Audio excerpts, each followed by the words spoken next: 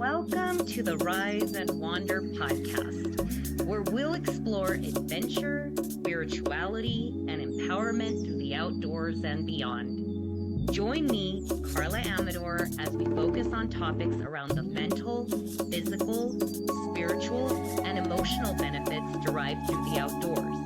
You'll also hear inspiring stories, get educated, and more. Let's get started. This season's podcast is sponsored by Oboz Footwear, based out of Bozeman, Montana. I proudly wear my Oboz footwear for hiking, traveling, and more. They have many styles and options to choose from for all your winter and hiking needs. Looking for hiking boots, recovery shoes, or fast and light hikers? Look no further and check them out at obozfootwear.com. Welcome to Rise and Wander, episode 4 of season 2. We're talking all about gear you're going to need for Kilimanjaro. In our last episode, I talked about training. So I do want to give you some tips, and that is all the gear we're going to talk about today. Make sure you actually train in your gear so that you can make adjustments and decide if you need to change any gear, maybe you need to replace gear and all of that, because the last thing you want is to get on your trip and realize, oh, wow, like that really is uncomfortable or it's not working and so forth. So let's get started. I do have notes because I want to make sure that I don't forget anything. And there is quite a lot of gear. And also remember, this is an overview of gear you might need. And it's really going to depend on what your guide is providing for your specific trek. You should check in with them and ask them for a specific gear that they recommend based off of your trip inclusions or exclusions. All right, so without further ado, let's get started. First, you are going to want to have a really good waterproof jacket, okay? So it's really important to know if your jacket is water resistant versus waterproof.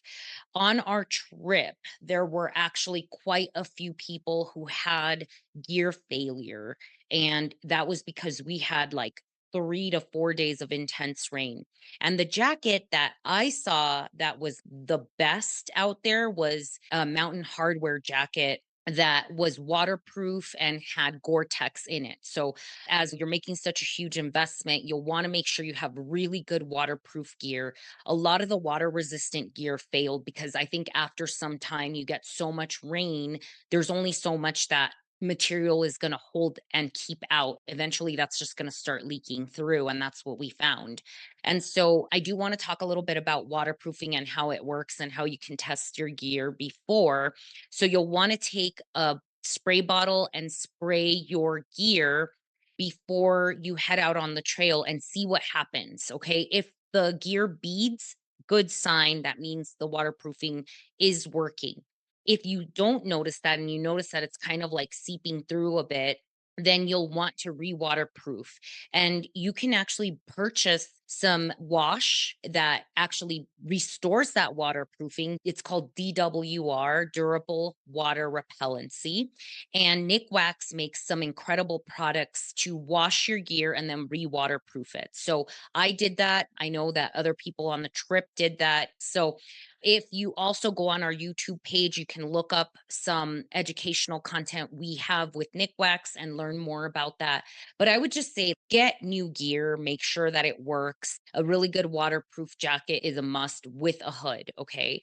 And then you're going to need to bring an insulated jacket. It could be synthetic or down material. For myself, I brought an REI puffy that I've had. I believe it's the Magma, and it was great for those chilly mornings and chilly evenings, and also when it was cold on summit days. So you'll definitely need to have that. And mine also had a hood. So I really like that. It's up to you. You can have a hood or not have a hood as long as you have something to keep your head warm for summit days and evenings. That's good too. You'll want to have a really good soft jacket, fleece, or soft shell. For me, I brought a Patagonia fleece that I've had in my gear closet and it works really well. It's really lightweight. And on the days that there was a lot of rain and some of my stuff got wet, I basically made sure to remove any excess water and then I put it in my sleeping bag. I slept with it. And the next day it was back to normal. That is one way to make sure any wet items are dry by the next morning. And you'll want to have at least two long sleeve shirts, lightweight, moisture wicking. So I really like the REI Sahara line. They have a lot of really great hiking basics. And so they have a long sleeve hooded shirt. It's a sun shirt. I love that. I brought it on the trek. And if you're watching the video, you can see in this background that I have, I'm in the back there in the green. And that was the REI Sahara hooded sun shirt that I carried with me.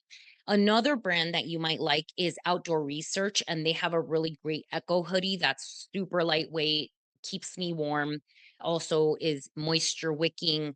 So, bringing two of those, bringing a short sleeve shirt as well that's lightweight and moisture wicking is a must. I had a t shirt from REI, it's a part of that Sahara line brand. In addition to that, they also have pants in that line, really great items. Actually, jumping into pants, you'll want to have a pair of waterproof pants. I had a pair of Columbia waterproof pants with me on the trek, and they worked really great. I didn't have any problems with them.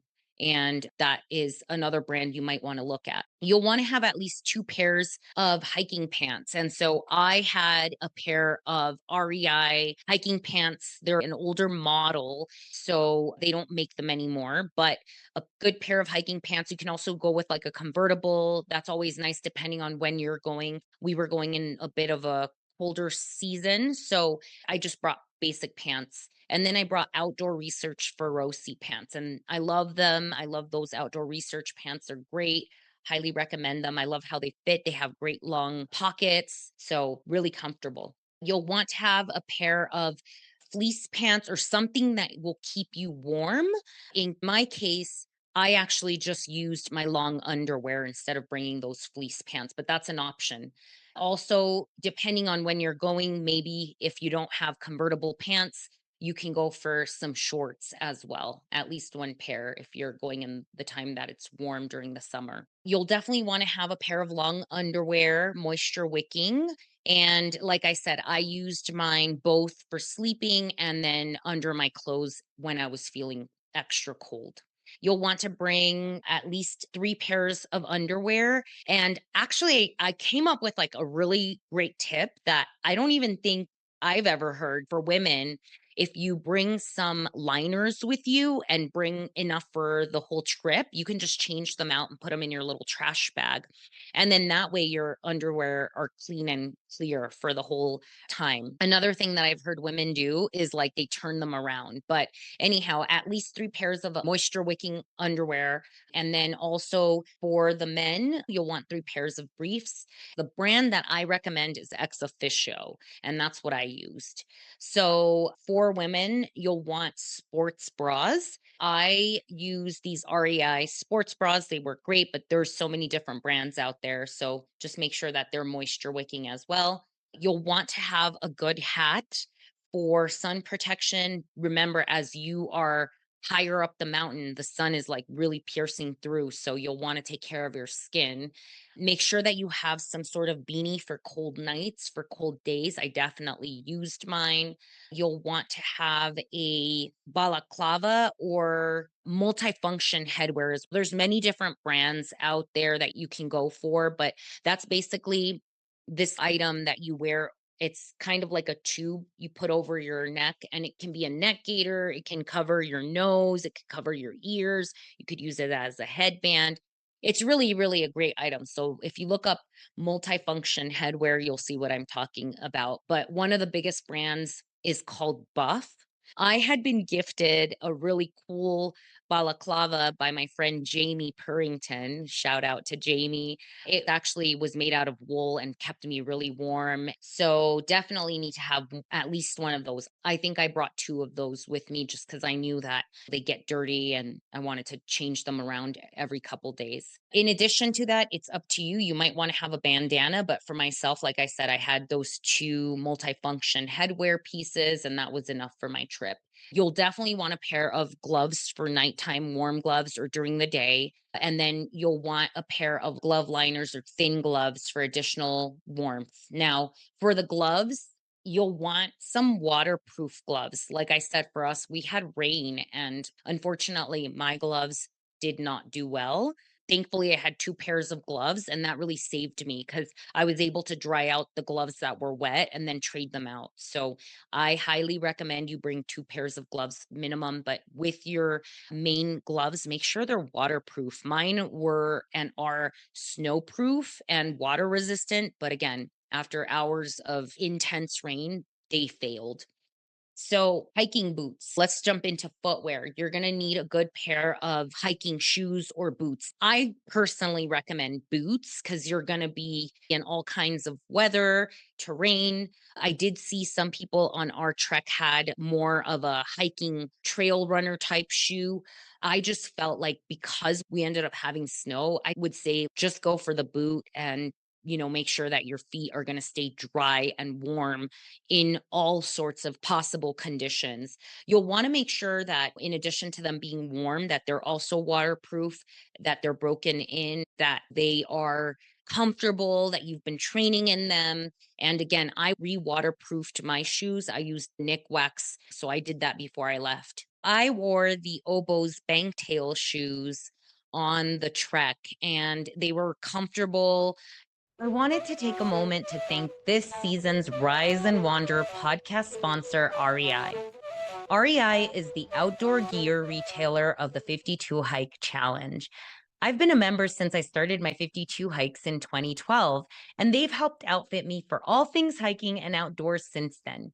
Becoming a member has many perks like 10% back annually on eligible purchases, a satisfaction guarantee, which gives you up to a year to return any purchases you aren't satisfied with, free shipping in the US, and so much more. Please visit them at rei.com. Join me for a year of hiking in 2025 with the 52 Hike Challenge. Commit to your personal journey outdoors alongside a supportive community and make 2025 your year of hiking. Take your family, friends, furry pets on an adventure they'll always cherish. Plus, you'll gain the physical, mental, spiritual, and emotional benefits derived through nature and hiking. Learn more and sign up at www.52hikechallenge.com. And see you on the trails. All right. So at night, you'll want some sort of camp shoes. I had my Tevas on me. I would wear my socks and then put them on. It was a little bit chilly. So it's just nice to have some sort of recovery after you've been on your feet all day. You'll want to bring at least three pairs of really warm wool socks or synthetic materials. I personally purchased brand new Darn Tough socks. I love them. They're so comfortable. I think they're a great brand and they have such a great warranty. So look into Darn Tough. And also, I brought gaiters. Gaiters are these pieces of gear that go over your shoes and your pants, and they help to keep rocks and elements out like snow and dirt, but also they help with keeping you extra warm because you have another layer on. I highly recommend gaiters. I have the outdoor research gaiters and I really love them. So, highly recommend you look into that. So, in addition to that, you'll want to have, your sunglasses and make sure that they have UV protection.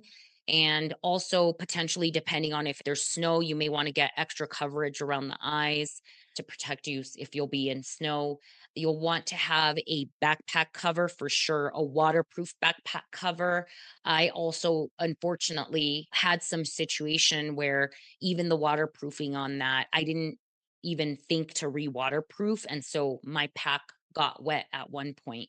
I did have the cover, but like I said, after years, some of this gear fails. So my number one lesson from this, it's that things fail. It just happens. So you'll want to definitely get new gear. That's my 2 cents on that. You'll want to have a good water bottle because you're going to need to have your electrolytes, and really important to bring enough electrolytes for every day for your recovery for the hike and after the hike. You'll want to have some sort of a reservoir. And I personally used a Hydra Pack reservoir. It was great. It worked really well. I love that brand and they've worked with us before. Thankful to them. And there's other brands you can also use, there's Camelback, etc. You'll want to have some sort of quick dry towel. For us, our porters would bring us water every morning, warm water, and then I would use the towel for cleaning my face and all of that. You'll definitely want some stuff sacks. Oh, really, really, really important and good tip is you'll want to have some heavy duty trash bags with you because when it rained really hard, I was able to line my backpack. It was raining so hard for us that if you didn't have a duffel bag that was waterproof, in my case, I did not. I wasn't expecting, the rain to be so bad. So the porters carry your stuff in your duffel bags. Mine was this really cool one that folds into a really thin one, and it's the one I brought on the Camino. What I didn't realize was that when it rained so hard, some of that stuff was getting wet. So as I realized, oh man, it's raining, I was able to line that whole duffel with that really heavy duty trash bag and kept my stuff dry. So you'll want either stuff sacks that are waterproof or you'll want those plastic bags. Super, super thankful that I had. I think I brought like 3, but I would just recommend having even up to 4. So it was super game changer. I'm so thankful I had it. I'm glad I had that experience so that I could share with you, hey, these are things that even if you don't need it, you'll be so thankful you have it in case you did. Of course, don't forget to pack your passport and have your visa in order. We talked about that in one of the beginning episodes. You'll need to know if you need any immunization cards and paperwork. You'll need to have your insurance documents with you for any extra insurance you've purchased. Okay, so let's talk a little bit more about the other gear you're going to need. And this is the equipment that you're going to want to bring with you that most likely isn't included. Now, I do want to say that the guide we went with, they allowed for us to rent these items from them. And I did rent some of it because I was going to continue my travels. So I rented a sleeping bag from them. But if you're going to bring yours, you're going to want a 4 season, probably like a 0 degree. They'll let you know what to expect and what to bring, what temperature rating of sleeping bag. You'll also potentially want to bring a sleeping bag liner for additional warmth. I brought mine and I was so thankful I did because I ended up loaning it to someone. She was really happy that I had that. You'll want to have a pair of trekking poles, which I also rented from the guiding company. You'll definitely need to bring a headlamp with extra batteries. I would say change out your batteries before you leave and have an extra pair just because you never know. You'll want a good duffel bag. Depending on what guiding company you go with, they're going to have different desires with how they carry your stuff. So I know for ours, they did not want them in those really big backpacking pack bags. And if you do bring that, as long as you can put it in the duffel, that should work. You'll have to weigh your equipment because for ours, they had a limited amount of weight that we could put in the bag. Obviously, you're going to need your day pack because you're going to carry your day to day stuff in there, like your snacks and your water and all of that. For us, the guiding company really provided a good breakfast, lunch, and dinner. And so I didn't really find myself needing to eat a ton of snacks. I did occasionally have snacks, and I had my electrolytes and extra stuff in my pack that I needed for the day, extra layers and my gloves and things of that sort. So, really good day pack. Like I said, also highly recommend that you make sure that it's waterproof or that it has some way of waterproofing in case of rain. Even that trash bag could work for you if it does rain. All right, let's get into some other items. Obviously, you're going to need to bring your toiletries, your medication. Now, we're going to talk all about medication and considerations in another episode of this podcast because I do want to talk about that more in depth and kind of share some of the things that I saw some of the people in my group encounter. I did choose to bring Diamox. I brought some oxygen tablets that were given to me. So bringing that is going to be important. Having your sunscreen, your lip balm, find out if you need some insect repellent. You're going to need a personal first aid kit, hand sanitizer, toilet paper. I definitely highly recommend that you have wet wipes so that at night you can wipe yourself down. And what I did actually is with the wet wipes, I would put a little bit of Dr. Bronner's soap, and I would actually, because they would bring water to us after the trek, warm water, I would basically give myself a dry bath using the wet wipes, the Dr. Bronner's, and then I was washing my face and my body. And it just felt really refreshing to have that every single day after my trip, and I felt clean. So that's a really good tip for you as you are thinking about how to keep yourself clean. I know that could be a stressful thought for a lot of people, but honestly, you'll be fine. Wet wipes can do the trick on their own as well. So, in addition to that, you'll want to pack your snacks, make sure that they're lightweight, high calorie, high energy. Okay, so let's talk about snacks. I'm going to tell you what things I think are great for your trip. And a note on vegan and vegetarian people, I know that the food was something that was an interesting thing for vegans and vegetarians. They tried their best to make sure everyone had food. And for the most part, they did. One of the persons on our trip that was vegan brought a lot more food and snacks for herself just because she was like, I'm not sure what's going to happen with the food. So being mindful of that for myself, I had things like nuts. I brought these little waffles that Honey Stinger makes. They're really great. I love them. I brought some energy chews from, I believe it was Pro Bar. And I brought some different bars. Just thinking about your own needs, you'll want to pack different snacks. I basically planned for 2 snacks every day. That usually kept me pretty stable. So I brought a bar and one of those waffles and then the chews or the goos. And I would highly recommend that you have for summit day, think about like each day and how many miles you're going to be going and elevation and all of that. For summit day, I planned for extra snacks, extra electrolytes, and I really needed it on summit day because it was a really long day. I think it felt like the longest day of my life on the mountain. Oh, another really good snack you can bring is like those Justin packets. Those are really great. Dried fruit is another really great thing. I even had some dried mango and such. Okay, so if you decide to bring like a little journal, bring something small. I think that's always great. I used my phone camera, so I didn't have to bring anything extra. Now, I will say that list was pretty good overall, had mostly everything that I brought with me. I did have my spot device with me.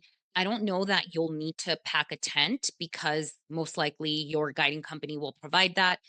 For us, they provided the sleeping pad, so I didn't need to carry a sleeping pad, but you may need to provide those items. So make sure to check in with your guiding company on what additional equipment you'll need for your specific trip.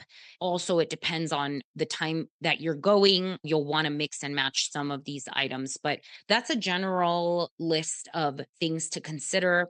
As I mentioned, it may not be fully 100% accurate because you'll need to double check with the needs based off of what is being provided for your trek. So I hope that was really helpful. And I hope that that gave you a lot of information, a lot of tips. I hope you learned from my mishaps. And I hope that you have all the information you need so that you have a successful hike with the least amount of issues. And I do want to add on one last thing that I highly recommend you do have with you, and that's carrying an extra poncho for extra waterproofing and even insulation. So I would recommend keep it in your pack. And if at the end of the trip you don't end up using it, then great. But if you need it, at least you have it. We just had so much stuff fail, not just for myself, but for the group at large. And those waterproof ponchos really were lifesavers, and how, I was able to make the summit because we ended up having snow and really cold weather on summit day. And had it not been for all the extra gear that we shared amongst the group, I think it would have been really challenging to summit safely. I'm going to sign off for this episode, and I hope that really helped you. Leave us a comment and let me know what other questions you have. Thank you for being with me on this episode and on this journey. And don't forget to subscribe, share this podcast with anyone that you think will benefit from this. All right, I'll see you in the next episode and we will talk soon.